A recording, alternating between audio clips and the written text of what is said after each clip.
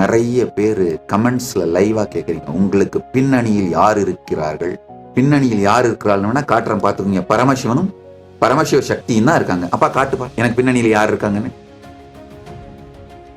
அவங்க தான் இருக்காங்க. கொஞ்சம் அசைச்சுனா பாத்துக்கோங்கய்யா, அவங்க தான் எனக்கு பின்னணியில இருக்காங்க.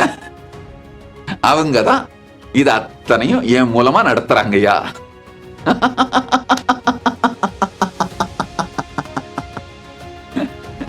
அவர்களை தவிர வேறு யாரும் பின்னணியில இல்லைங்க.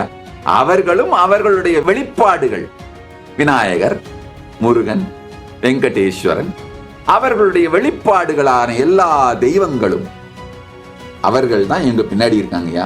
அவர்கள் தான் எங்கள் மூலமாக நடத்துகிறார்கள். வேற யாரும் எங்கள் பின்னணியில் இல்லை. அதுதான் உண்மை.